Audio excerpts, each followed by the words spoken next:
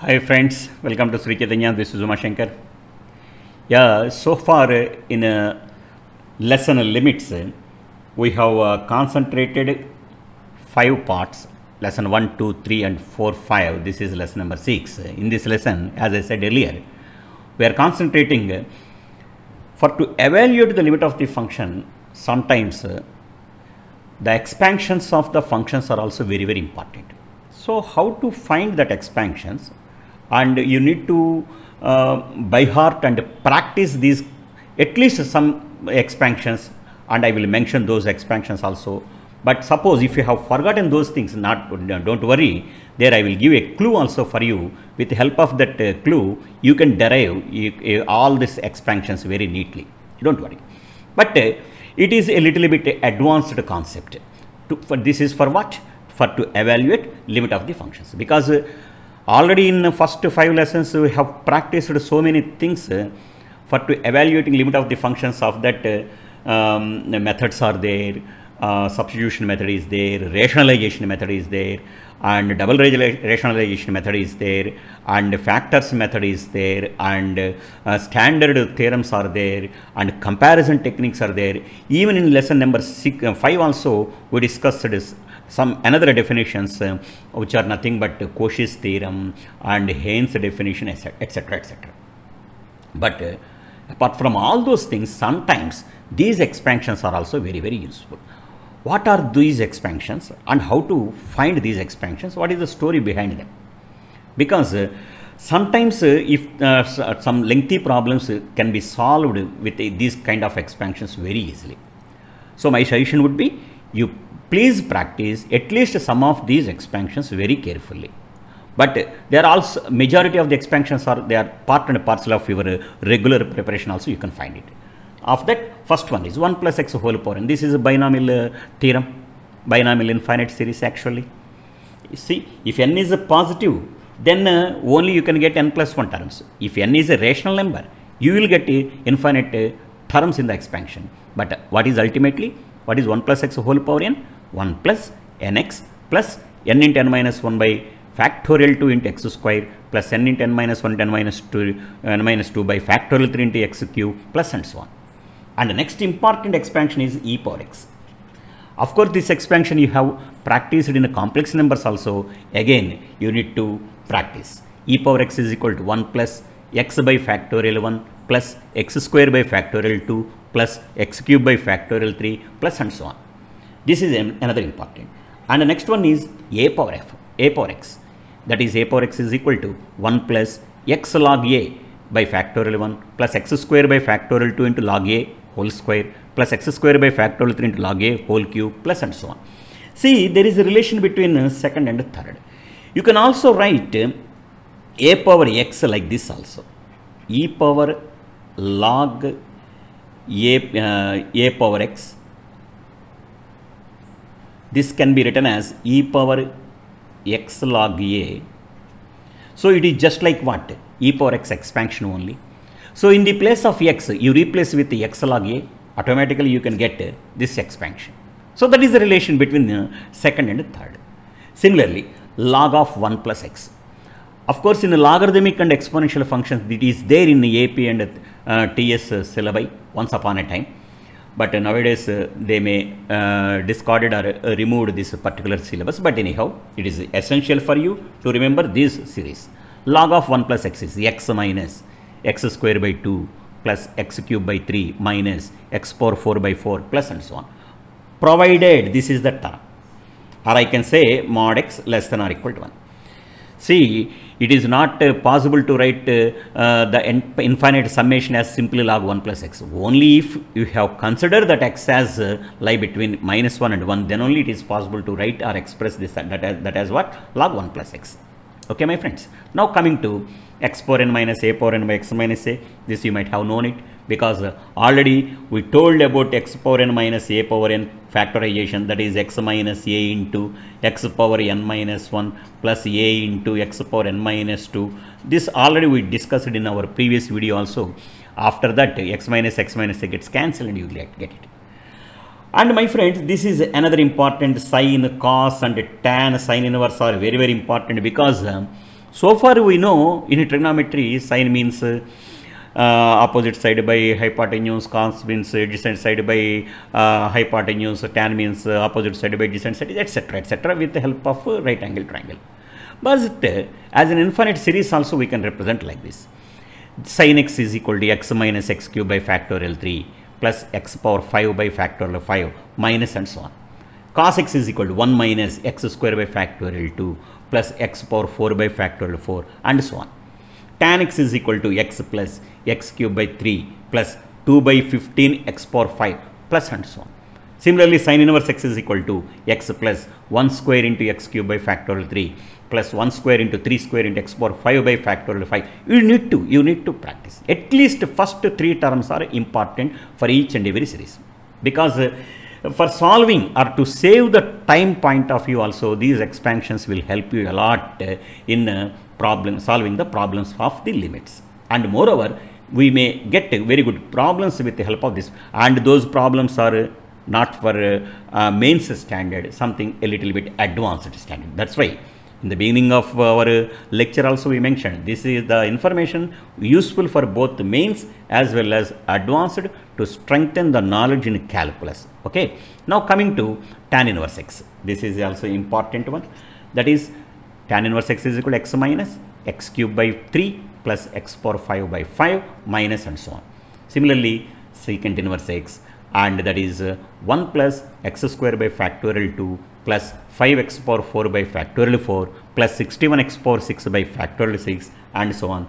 And the next one is sin inverse x whole square, which is equal to 2 by factorial 2 x square plus 2 into 2 square by factorial 4 into x power 4 and so on. And the next important one is 1 plus x whole power 1 by x. This is E into, you please by heart this infinite summation. It is very, very important. 1 plus x whole power 1 by x is equal to E into 1 minus x by 2 plus 11 by 24 x square plus and so on.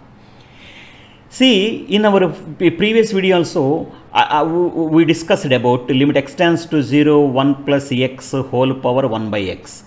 This is what I told, answer this as E. This is, we mentioned in standard limits. But the same problem can be solved with the help of this series also. The reason is, suppose limit x tends to 0, I can replace now 1 plus x whole power 1 by x like E into 1 minus x by 2 plus 11 by 24 x square plus and so on. What will happen if I have substituted x is equal to 0, all terms gets cancelled except E. So my final answer would be E. Like that, sometimes this expansion help you for solving very difficult problems in easy way. How to find? It is a $1 million question for some majority of the students. Sir, okay, now you have given only altogether only 13 expansions very neatly. But okay, at least we can practice. But how to remember? Is there any other alternative method? Yes. In this point, I am here giving an important definition, which is nothing but Taylor's series. What is Taylor's series? Every function can be written as sum of infinite terms, or in the sequence of sum of the sequence of infinite terms like this. That means if f of x is a function, then that can be written as f of 0 plus x into f dash 0. F dash 0 means derivative of the function at x is equal to 0 plus x square by factorial 2 into f double dash 0 plus x cube by factorial 3 into f triple dash 0 plus and so on. This theorem is called Taylor's theorem. To be more precise, it is called Taylor's Maclaurin's theorem. Actually, it is extracted from Maclaurin's theorem. Thereby, the generalized version is different, but for compact formula I have given, but terms and conditions are applied. See, my friends, it is not possible to write infinite series for all functions. Though in your hand the formula like this is there, but it is not possible to write expansions of every function like this. But terms and conditions are applicable. What are those terms and conditions? Your function must be continuous in closed interval and differentiable in open interval. Moreover, its first derivative, second derivative, third derivative, so-called nth derivatives are also continuous, and at endpoints the functional values are same. One way, it is an application of Rolle's theorem and Lagrange's theorem. With the help of Rolle's theorem and Lagrange's theorem only we can derive this Taylor's theorem. This is an application of Rolle's theorem, I can say. So, under that terms and conditions only we can write the infinite series of this kind of functions. Because the function that I have mentioned here and they satisfies the boundary conditions, that's why infinite series for those conditions are exist under some interval, not for everywhere, not everywhere. So that infinite sum is nothing but, actually that infinite sum is nothing but, that means x minus x cube by 3 plus x power 5 by 5 minus and so on. That infinite sum is nothing but what? Tan inverse x. Suppose if I have replaced x with 1 minus 1 by 3 plus 1 by 5 minus and so on, that is nothing but what? Tan inverse 1. That is nothing but pi by 4. Okay, that is also another derivation. But in simple, how to use and how with the help of this formula, how can we derive that expansions, I will explain with some simple example. Suppose this is my function f of x. F of x is equal to e power x. This is my f dash x. F dash x is also e power x.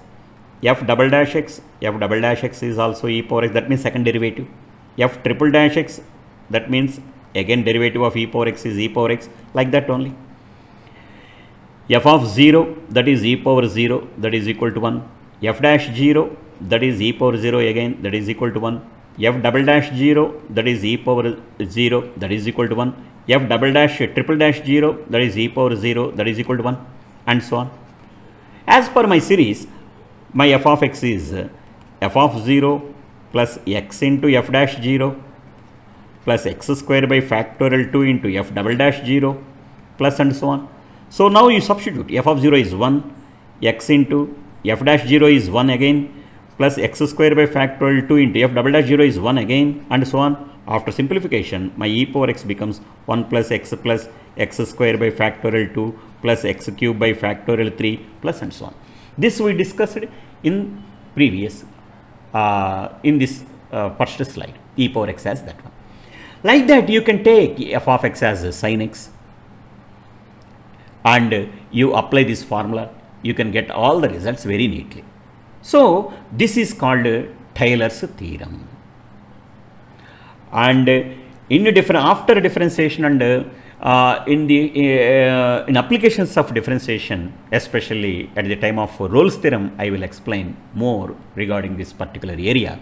So this is the concept behind the screen of writing this kind of expansions. Now my friends, here I am concentrating somewhat conceptual problems. As I mentioned in lesson number 5 previous video, how to apply that Haynes definition.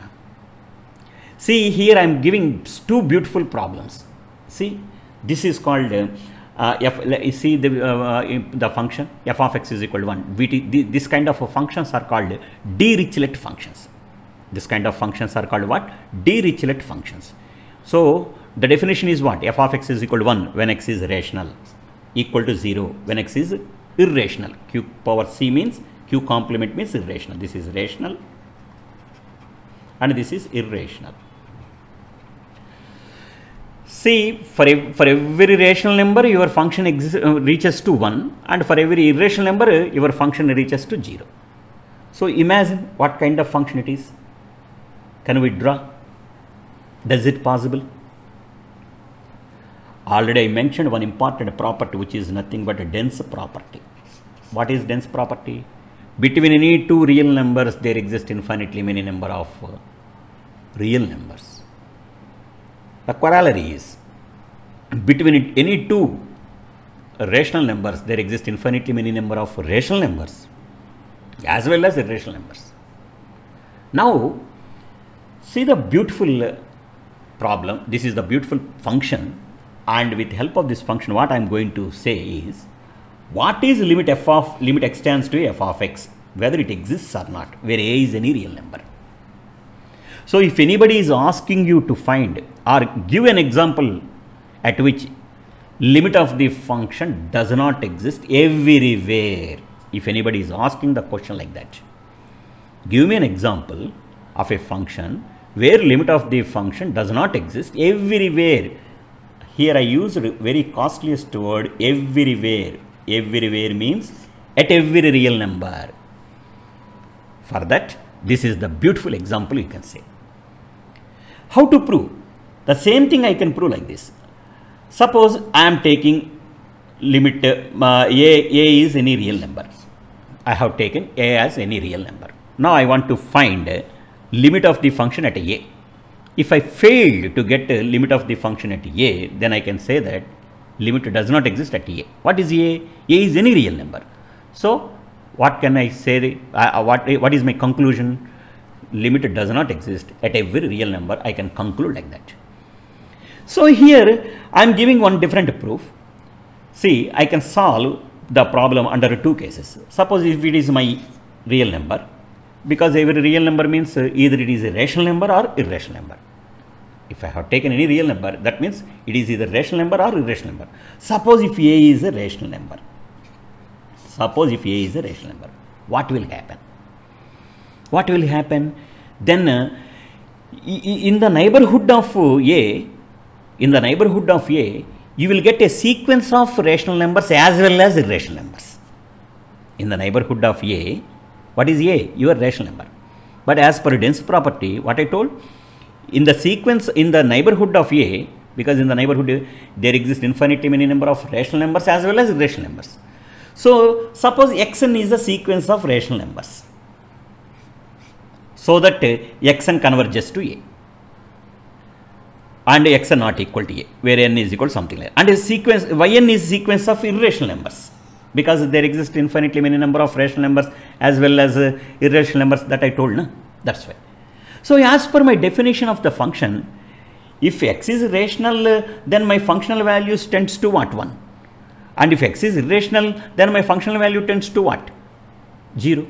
So for all sequence of rational numbers, my f of xn is 1, and for all sequence of irrational numbers, my f of yn is 0, for n is equal to 1, 2, 3. That means what happened here? Though the limit f of xn tends to 1, but sequence of f of yn is 0. That means what? Limit of the function not exist. Because if it is also L, then I can say that at rational and irrational, the same limit exists. Therefore, limit of the function, when a as rational number, it exists. I can say like that. But what happened here? For rational numbers, it is 1. For irrational numbers, it is 0. They are not equal. Therefore, limit of the function does not exist. What is my a? A is any arbitrary real number. So, what can I say finally? Limit of the function does not exist. This is called the applications of Haynes theorem, which we discussed in lesson number 5. Or I can say another way, as I said earlier, case number 1. I can solve this problem in another way. Case number 1. Suppose if a is rational,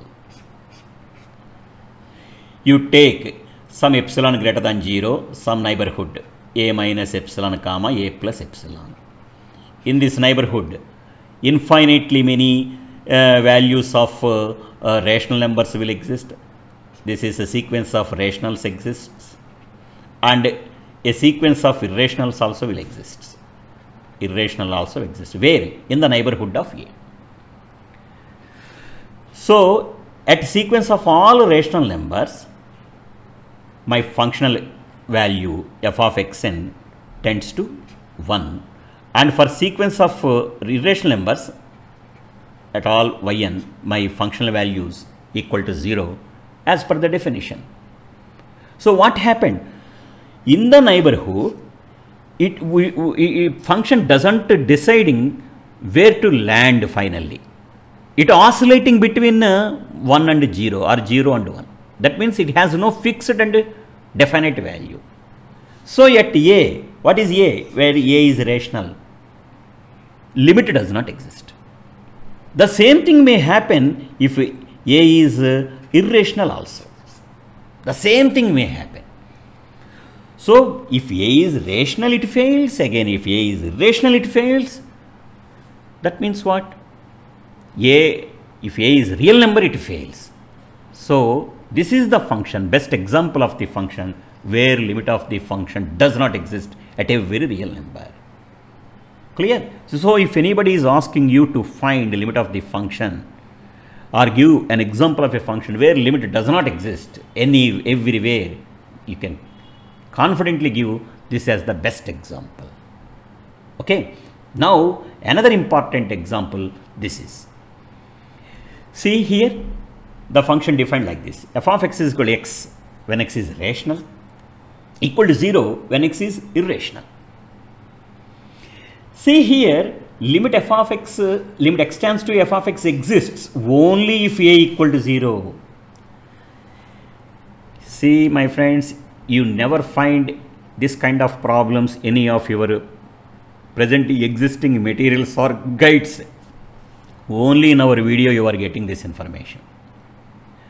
So if I am asking the question like this, you are the only person can answer, because my question is like this: give me an example of a function at which limit of the function exists exactly at only one and only one point, and everywhere it is not, everywhere limit does not exist. That means, can you give a function, example of a function where limit exists exactly at one point and everywhere limit does not exist other than that point? Then you can say confidently this as the example. See, how can we prove? See, listen once again the statement very carefully, that f of x is equal to x where x is rational is equal to 0 where x is irrational. Prove that limit x tends to f of x exists only if a equal to 0. Only if a equal to 0. That means at x is equal to 0, except at x is equal to 0, the limit does not exist. Okay. Suppose I am solving the problem by method of contradiction. Method of contradiction means I am taking proceeding I am attacking the problem by taking other sense. That means suppose if a not equal to 0. That means what? Other than 0 if I am taking. Again, if a other than 0, what will happen? Again, in the neighborhood of that a, I may get infinitely many number of rational numbers as well as irrational numbers. If I have taken if xn is the sequence of rational numbers which converging to a, and yn is the sequence of irrational numbers which converging to a. Suppose if I have considered like this, I am applying what? Again I am applying Haynes definition. Haynes definition again I am applying. But f of xn is equal to xn, but f of yn is equal to 0. Because as per definition, for all rational numbers f of x is equal to x. So f of xn, for all rational numbers, it is rational number only. For all irrational number, it is 0 only. But what I said, whenever sequence xn converging to a, sequence f of xn converging to f of a, then only the function is has limit at x is equal to a. That Haynes definition tells. But what happens here?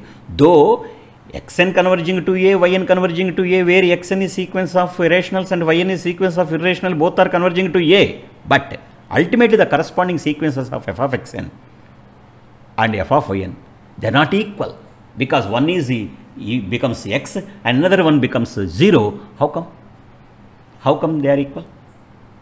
That is why it fails if it is a contradiction to my hypothesis. What is my contradiction?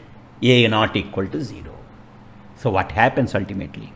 That means that a must be 0. That means except 0 at x is equal to 0, everywhere this function, limit of this function fails, does not exist. This is another beautiful example. Actually, this kind of models I am expecting at least even in the coming advanced examinations or mains also. That is this is the beauty of limits, not that just solving some nonsense, a particular problem. Everybody is teaching like that only. That is not the way of learning the subject. This kind of things that we are providing to our Sri Chaitanya students, that's why we are getting all India ranks continuously. So my friends, if you like this video, please share and subscribe, and Hope you will enjoy this one, and again we will meet. If you like this, and you please mention if you are really interested on this one, I will prepare the beautiful lesson which is continuity and differentiation also. After that I will prepare the problems. Meanwhile we will get a notification also. Be ready for that. Okay, anyhow, thank you for listening and watching my channel.